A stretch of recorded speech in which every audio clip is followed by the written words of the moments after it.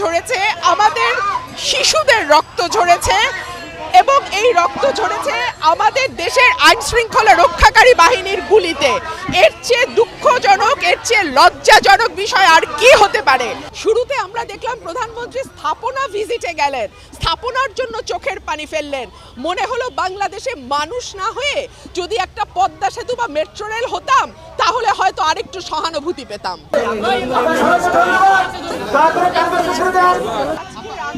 কোনো রাজনৈতিক আন্দোলন না, আজকের আন্দোলন কোনো দলীয় আন্দোলন না, আজকের আন্দোলন, আজকের প্রতিবাদ গণমানুষের প্রতিবাদ। আমি কোনো দলের পক্ষ থেকে আসি নাই, আমি বাংলাদেশের একজন নাগরিক হিসেবে, বাংলাদেশের একজন সচেতন নাগরিক হিসেবে আমি আজকে এসেছি।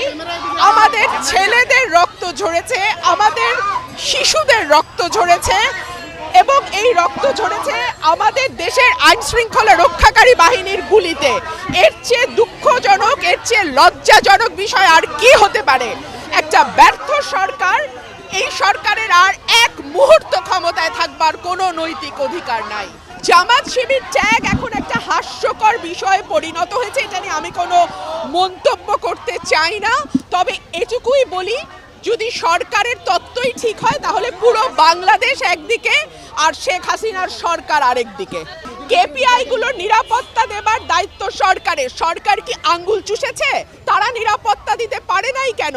আর মানুষের জীবনের মূল্য কি স্থাপনার চেয়েও কম?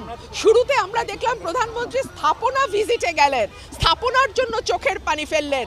মনে হলো বাংলাদেশে মানুষ না হয়ে যদি একটা পদ্মা সেতু বা মেট্রো রেল হতাম তাহলে হয়তো আরেকটু সহানুভূতি পেতাম। বাংলাদেশে সূর্য ওঠে সেটাও বিএনপির জন্য, সূর্য অস্ত যায় সেটাও বিএনপির জন্য, এটা নিয়ে আর কথা বলার কিছু নাই।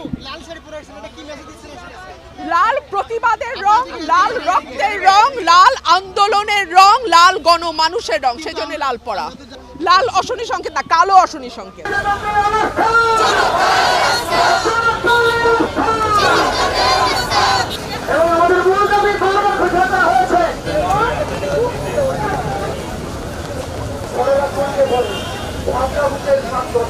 আমার শ্রদ্ধা, আপনাদের সবাইকে শ্রদ্ধা। লজ্জায় বাঁচি